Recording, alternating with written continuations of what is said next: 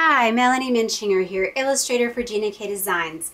Triple Play Frame is back in stock at Gina K Designs. Yes! And so I'm really excited about showing you some new projects for it that I'm incorporating the frame over the next couple weeks. Today I'm also going to be using the beautiful rectangular bold vine stamp in Theresa Momber's Vine and Butterfly set, along with one of the images from my new Triple Play holiday set.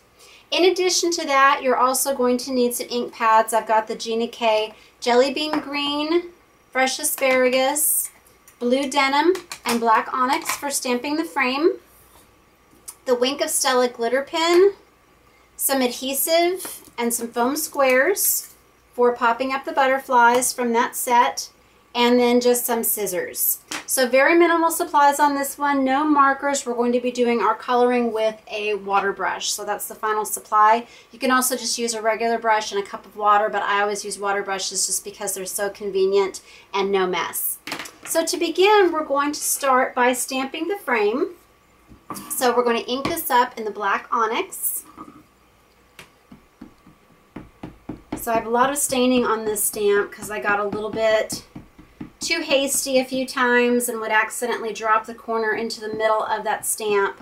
But if you go across it this way, then that won't happen. So just do it that way every time.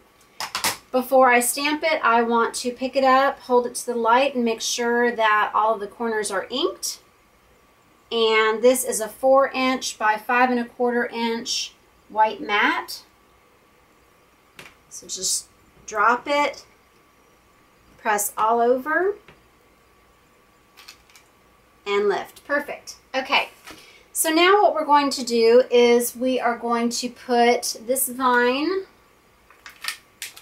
It's a large stamp, so I'm also going to use this on my 6x6 block. Take this off. And we're going to use the rock and roll technique, or kind of a tapping technique, with our different colored ink pads. Set this aside and I'll get my 2 greens out. So I'm going to ink it in the lighter color first, all over.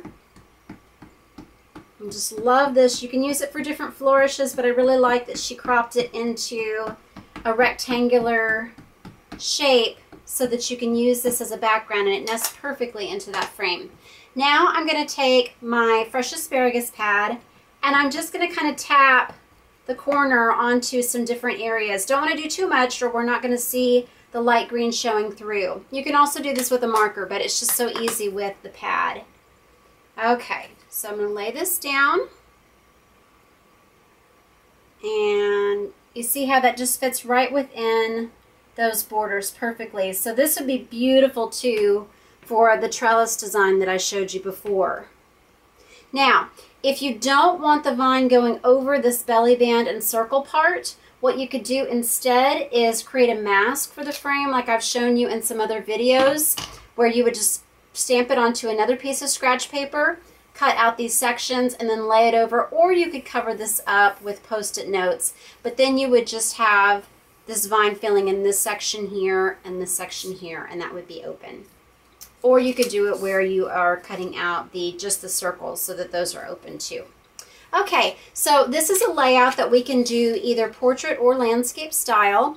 For the sample that I showed at the beginning, I've got it facing this way, but you could also do it this way. Let's create some butterflies for this really quick. So I have another scrap of white cardstock, and I'm going to stamp these in the black, and those are going to really pop with that outline.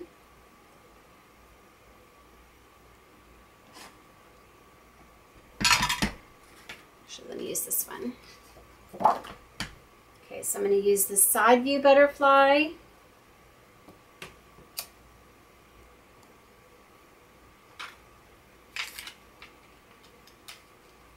And then I'll use this larger butterfly. And it's a little bit too big for that particular block. Put it on this one. Actually, it's too small for that one as well. Let's see. I'll use this block. Okay.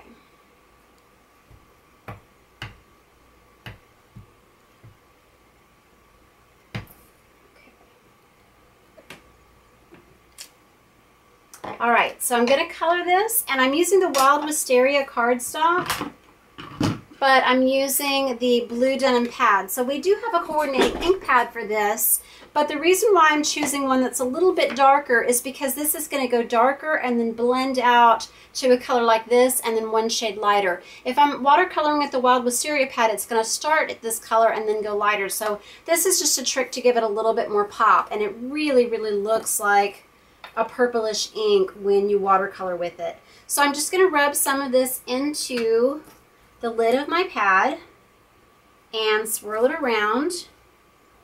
And I'm going to start here in the middle and just pull that color out. And if you want a more transparent look, then just don't pick up as much color or add more water. And I hope you can see that this color is changing as it dries and becoming more purple. So it's really, really pretty. And then I'm going to do the same thing here. So this is just very quick.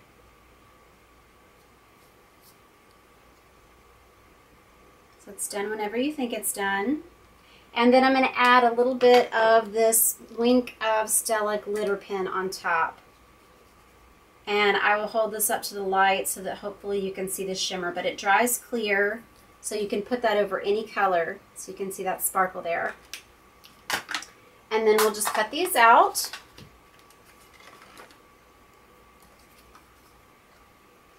And I'm just going to give it just a little bit of a white border around. And so then you don't have to worry about getting every little bit of white off.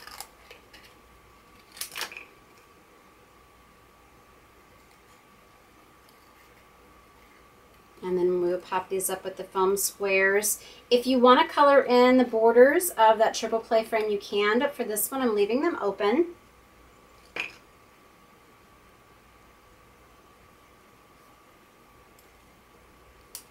That. And then finish this one.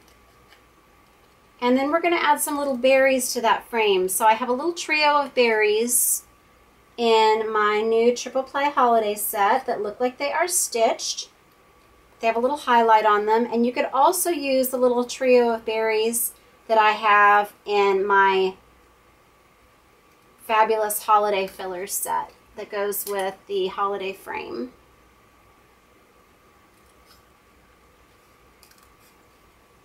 Okay, and then whenever I have, and I want to even this up a little bit. I went in a little bit more on the antenna here.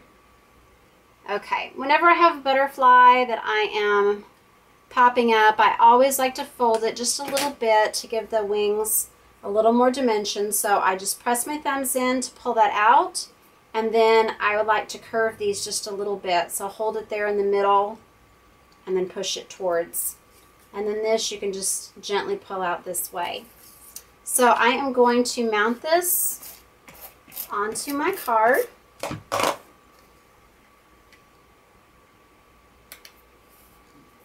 Like that, and then I'll put my butterflies like that. But let's go ahead and add those berries quickly. So I want a small block for these berries, and I'm just going to add them at all the tips of these leaves. So it's just random wherever you want to place them, and you could do some stamping off. Let's try some of that. So I'll do some in the lighter version, and that goes really nicely then. So maybe some are a little bit riper than others, but then you have a little bit more variety on the card. Okay, and then I'm going to position these, and then I'm going to add the Hugs greeting. And so Theresa said it says sending hugs, but I'm just going to ink up the word hugs, and that'll fit nicely into my circle. So just carefully inking the one word, and I'm going to put it right there where you can read it. And you could place it somewhere else on the frame if you've got too dark of an area from that vine. And then we'll just use a foam square on each. Peel off the back.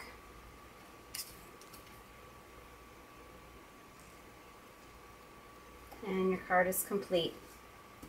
I hope this gives you lots of ideas for how you can use the frame with the vine. I'm really looking forward to experimenting with different colors and with different techniques with these two stamps. Thank you for watching today. I hope you will subscribe to my YouTube channel and visit us on Stamp TV and Gina K Designs. Have a great day. God bless.